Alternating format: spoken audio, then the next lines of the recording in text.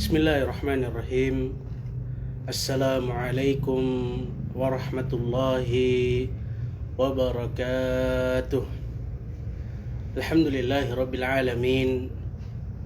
Wabihi nasta'inu ala umurid dunya waddin.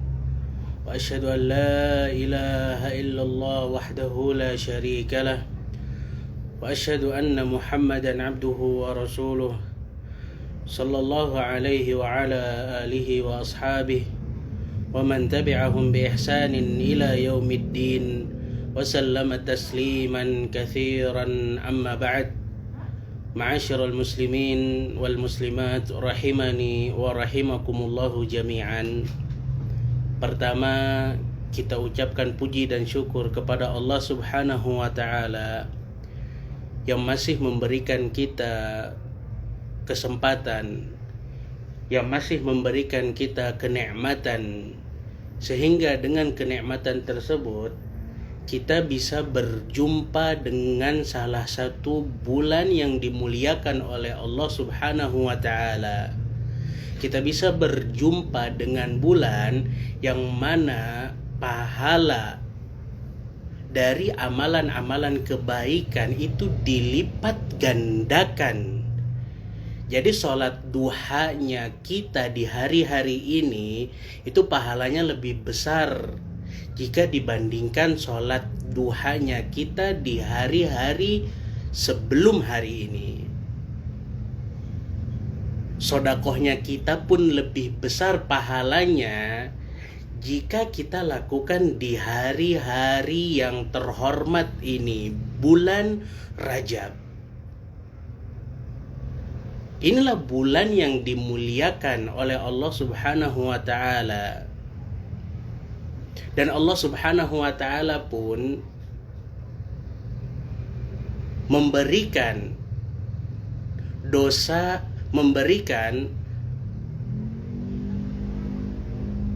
yang berlipat-lipat jika kita melakukan maksiat di hari-hari ini. Maka salah satu bentuk syukur nikmat kita bisa berjumpa dengan bulan yang mulia ini dengan memanfaatkan momen ini untuk selalu beramal, untuk berusaha meninggalkan maksiat kepada Allah Subhanahu wa taala.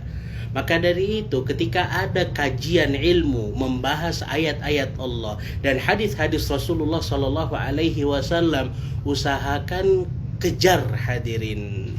Karena nuntut ilmu di hari-hari ini itu pahalanya lebih besar.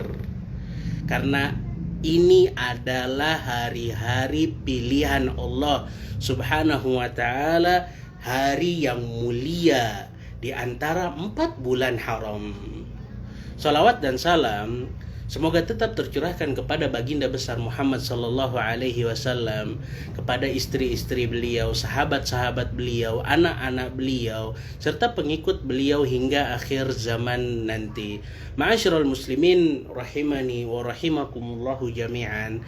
Di kesempatan maghrib yang berbahagia ini, tepatnya di pertemuan yang ke-38 di hadis yang ke-36 yang disebutkan oleh Al-Imam Nawawi di dalam kitabnya Arba'in Nawawiyah, lagi-lagi membicarakan tentang kaedah penting. Di dalam hadis ini Rasulullah Shallallahu alaihi wasallam menyebutkan balasan itu tergantung dari amalan yang kita perbuat. Ini merupakan sunnatullah hadirin. Dan kalau seandainya kita lihat realita yang ada, kita bisa membenarkan kaedah ini. Berapa banyak orang-orang yang durhaka kepada orang tuanya, kemudian Allah Subhanahu wa taala balas dengan kederhakaan anak-anak mereka. Berapa banyak orang yang sering berdusta, kemudian Allah Subhanahu wa taala balas dengan orang-orang pun suka mendustai orang tersebut.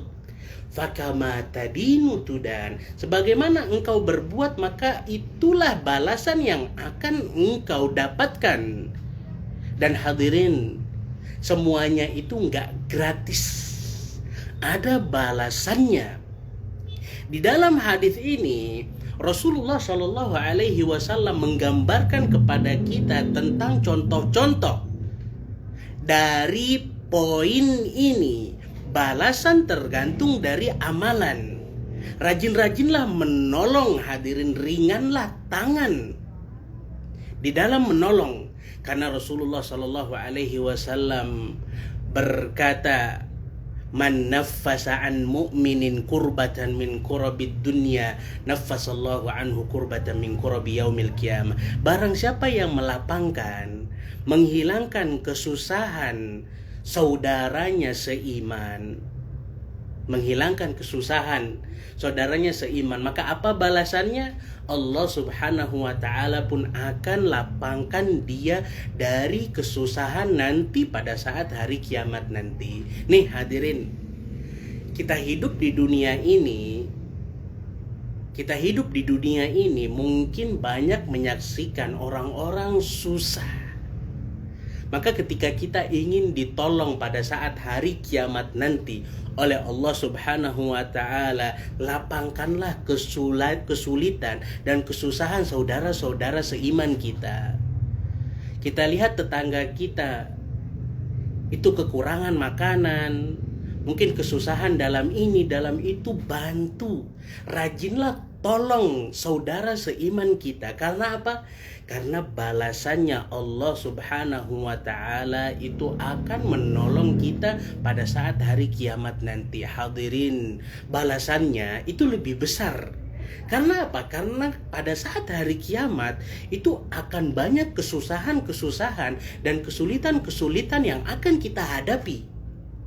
Tapi Allah Subhanahu wa ta'ala akan menolong kita untuk menghadapi kesusahan dan kesulitan-kesulitan pada saat hari kiamat nanti dengan kita memudahkan dan menghilangkan kesusahan yang ada pada saudara seiman kita. Iya hadirin. Kemudian Rasulullah Shallallahu Alaihi Wasallam pun berkata, barang siapa yang memberikan keringanan, memberikan tangguhan kepada orang-orang yang menghutang, entah itu dengan memberikan jarak tempo yang lebih panjang, atau bahkan mungkin melepaskan hutangnya. Sudah deh, saya ikhlas, hutang ini gak usah kamu bayar. Dengan menolong itu, Allah Subhanahu wa ta'ala akan memberikan pertolongannya kepada kita di dunia dan di akhirat, hadirin. Kemudahan Allah Subhanahu wa ta'ala yang akan Allah berikan itu mencangkup kemudahan di dalam meraih harta, di dalam beramal, serta kemudahan-kemudahan lainnya dalam kehidupan dunia ataupun di dalam kehidupan agama kita, hadirin. Masa iya kita nggak mau mendapatkan kemudahan dari Allah Subhanahu wa ta'ala?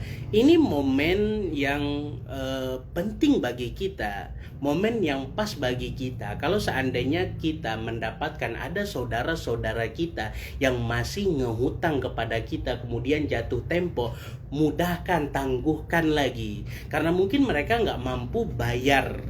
Kalau seandainya kita mampu untuk mengikhlaskannya, nggak usah bayar, maka ingat, semuanya nggak gratis.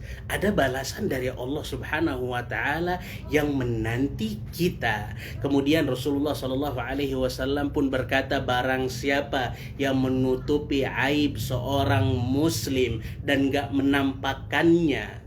Kita lihat saudara kita salah, kita lihat saudara kita memiliki kekurangan baik dalam agamanya atau dalam kehidupannya, maka tutupi tuh aib tersebut, nggak usah dinampakkan.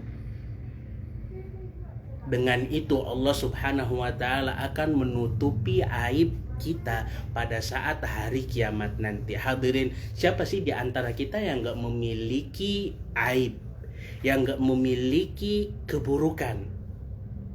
Maka ketika kita tutup keburukan saudara se-Islam kita, insya Allah Allah subhanahu wa ta'ala akan tutup kejelekan kita ketika hari kiamat nanti. Dan di sini para ulama memperinci barang siapa yang mungkin terkenal dengan istiqomah, selalu melakukan ketaatan-ketaatan kepada Allah subhanahu wa ta'ala, kemudian satu waktu dia tergelincir dalam salah satu dosa, entah dia lupa atau mungkin karena sebab lainnya, maka orang yang seperti ini dinasehati dan aibnya serta maksiatnya tadi ditutup. Kita tutup rapat-rapat, gak usah bahas hadirin. Dan barang siapa nih yang memang terkenal orangnya udah bejat, orangnya rusak, kalau seandainya kita tutup aibnya dia, tutup kekurangannya dia, maka dia akan menjadi dia akan ngelunjak. Maka orang yang seperti ini maslahat berkata bahwasanya enggak masalah kita menyebar luaskan kejelekan orang ini agar apa? Agar tidak tertipu dengan orang ini. Ma'asyiral muslimin rahimani wa rahimakumullahu jami'an. Kemudian poin yang berikutnya, Rasulullah Shallallahu Alaihi Wasallam pun menyebutkan Allah akan menolong hambanya ketika hambanya berusaha untuk menolong saudara-saudaranya. Hadirin, di dalam kata-kata ini ada anjuran hendaknya kita ini berusaha untuk menolong saudara-saudara kita. Karena apa? Karena kita akan mendapatkan pertolongan dari Allah Subhanahu wa ta'ala. Kita hidup di dunia ini memerlukan pertolongan dari Allah Subhanahu wa ta'ala. Dan kemungkinan nih, kalau kita lihat realita hidup kita, kita dapat kemudahan ini, kemudahan itu. Mungkin salah satu faktornya karena kita memberikan kemudahan kepada orang lain. Maka dari itu ringan tanganlah, rajinlah menolong orang lain, rajinlah menolong orang-orang yang kesusahan. Ingat, semuanya nggak gratis. Allah Subhanahu wa ta'ala itu akan membalas amalan-amalan tergantung dari perbuatan-perbuatan kita.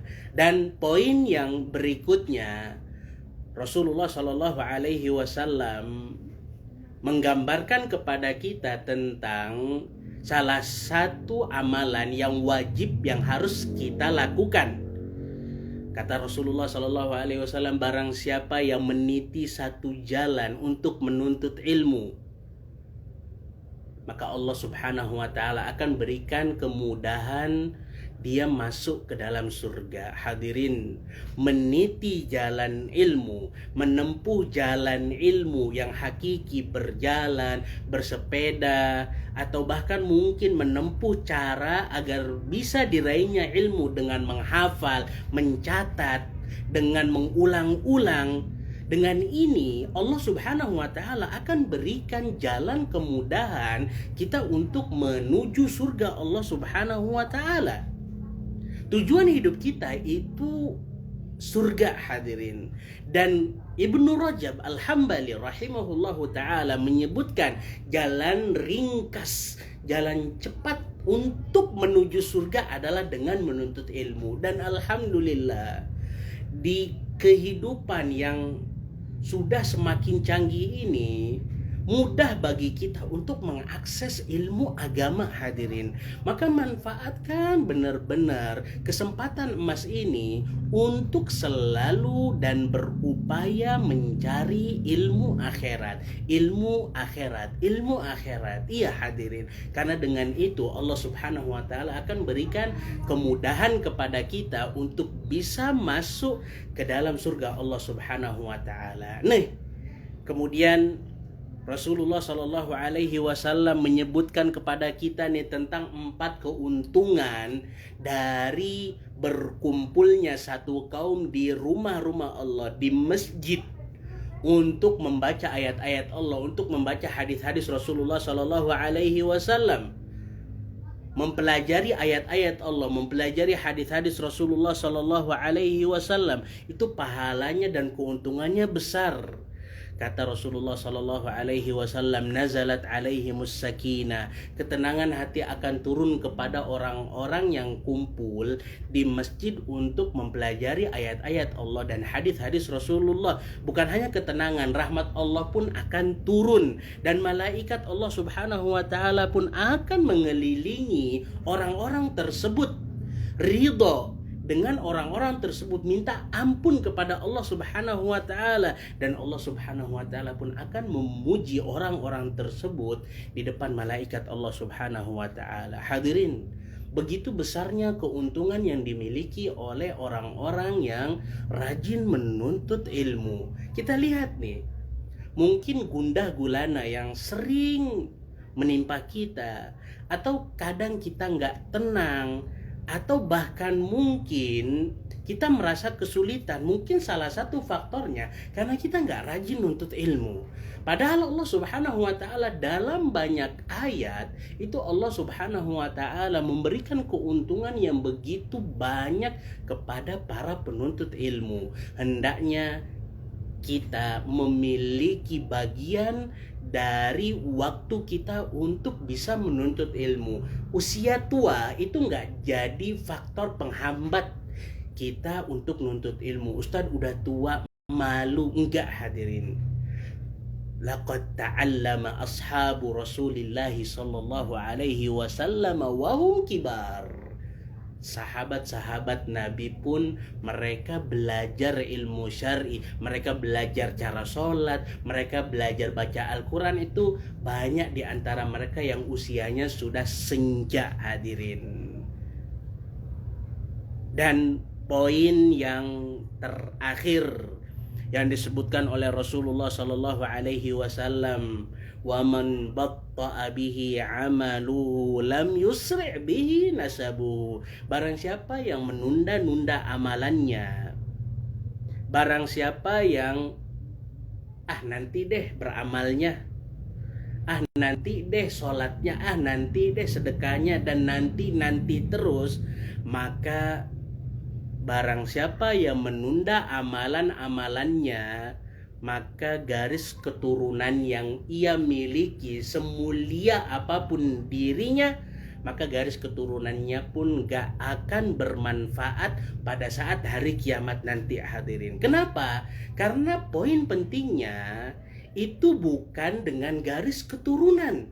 Berapa banyak orang-orang yang mulia di sisi Allah Subhanahu wa Ta'ala, lebih bertakwa kepada Allah Subhanahu wa Ta'ala, padahal mereka budak-budak, hamba cahaya. Bagaimana Allah Subhanahu wa Ta'ala memuliakan Bilal, Salman Al-Farisi, padahal mereka sama sekali nggak memiliki garis keturunan yang mungkin bisa membela mereka.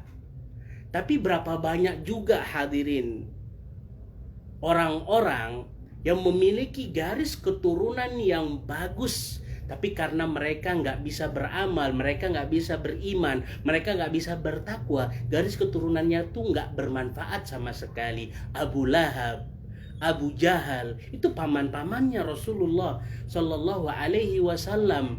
Namun ketika mereka tidak beramal, ketika mereka tidak memeluk agama Islam, Allah Subhanahu wa Ta'ala enggak memuliakan mereka.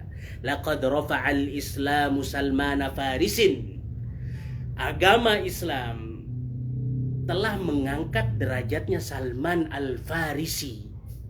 Maka jangan sampai kita merasa minder. Kita nggak memiliki garis keturunan yang mulia, tapi dengan iman, dengan takwa, dengan Islam, itu insya Allah seseorang akan mulia di sisi Allah Subhanahu wa Ta'ala. Dan jangan sampai juga ketika kita memiliki garis keturunan nasab yang tinggi, itu kita merasa jumawa. Wah, insya Allah akan terbantu kehidupan dunia yang berkaitan dengan profesi misalnya, mungkin kita bisa terbantu. Tapi ketika di akhirat nanti, waqad wada'a syirkun nasiba abalahab, sungguh kesyirikan itu telah menghinakan nasabnya Abu Lahab, padahal Abu Lahab termasuk pamannya Nabi besar Muhammad sallallahu alaihi wasallam. Hadirin rahimani wa rahimakumullahu jami'an. Kita kembali ke poin di hadis ini. Ingat, semuanya nggak gratis. Rajin-rajinlah menolong, karena Allah subhanahu wa ta'ala akan menolong kita. Ringan tanganlah kita di dalam menolong, karena insya Allah Allah subhanahu wa ta'ala akan memberikan kemudahan kepada kita. Kasih tangguhan, kasih kemudahan kepada orang-orang yang berhutang. Niscaya Allah subhanahu wa ta'ala akan berikan kemudahan kepada kita. Hilangkan kesusahan saudara-saudara seiman kita jika kita mampu. Balasannya apa? Allah subhanahu wa ta'ala akan memberikan kemudahan dan menghilangkan kesusahan pada saat hari kiamat nanti. Bantu, bantu, bantu. Maka niscaya Allah subhanahu wa ta'ala akan memberikan bantuannya kepada kita. Dan tutupilah aib saudara-saudara seislammu. Gak perlu diumbar-umbar, fulan itu sudah terjerumus ke dalam kemaksiatan ini itu, nggak perlu hadirin. Karena apa? Karena balasannya Allah subhanahu wa ta'ala akan tutup aib kita pada saat hari kiamat nanti. Dan poin yang kedua yang berkaitan dengan keuntungan dari menuntut ilmu. Begitu pentingnya kita sebagai seorang muslim untuk rajin-rajin di dalam menuntut ilmu, karena keuntungan besar menanti kita. Selain Allah akan berikan jalan kemudahan menuju surga, Allah subhanahu wa ta'ala akan turunkan ketenangan, rahmat Allah pun akan turun, kemudian malaikat Allah subhanahu wa ta'ala akan mengelilingi kita, mendoakan kita, dan Allah subhanahu wa ta'ala pun akan memuji kita di depan malaikat Allah subhanahu wa ta'ala. Intinya penuntut ilmu adalah orang-orang pilihan dari Allah subhanahu wa ta'ala, hadirin. Dan ingat poin yang terakhir yang disampaikan oleh Rasulullah, barang siapa yang menunda amalan-amalannya, maka garis keturunannya itu nggak akan bermanfaat sama sekali. Ini saja yang bisa saya sampaikan, kurang lebihnya saya mohon maaf. Subhanakallahumma bihamdika asyhadu an la ilaha illa anta astaghfiruka wa atubu ilaik. Assalamualaikum warahmatullahi wabarakatuh.